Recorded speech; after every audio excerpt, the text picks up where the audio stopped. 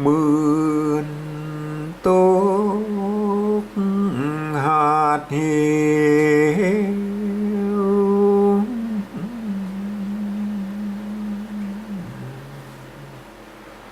ผู้ดอยลิงจี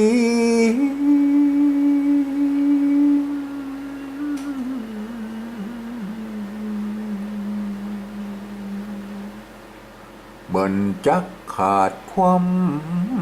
อินทรีย์สุนักน้อย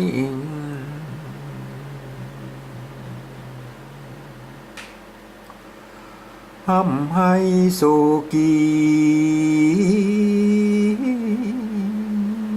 เข้าสู่กีลีคนเดียวไต่เต้า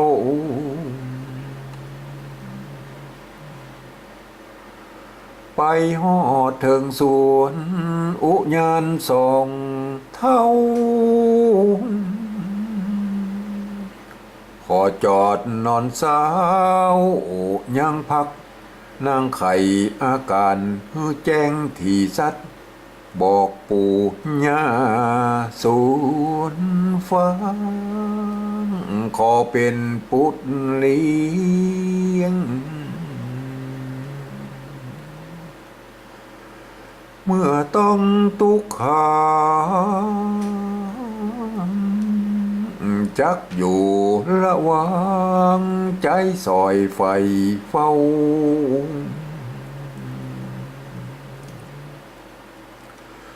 พอขอฝากกายกับยายปู่เจ้าคือปนตกสว่างสะเบยขอเก็บเขียวไว้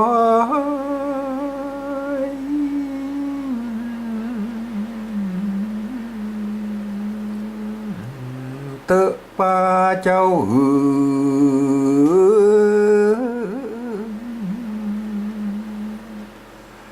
ข้ายังบอกเกยหูหนแห่งเต้า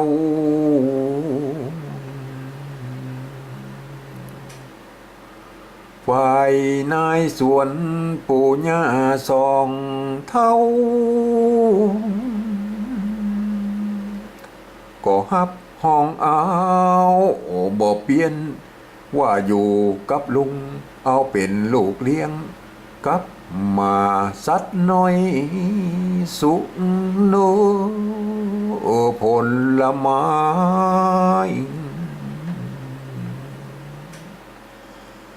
เฮามีอักคูช่วยกันทำทุจอบเสียมถากหญ้า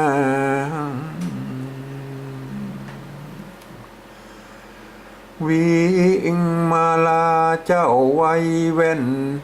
นาได้จอดย่างอยู่กับยายปะลิยายบ่เนาจักเสียงเต้านี้วางเป็นข้าวก่อนแล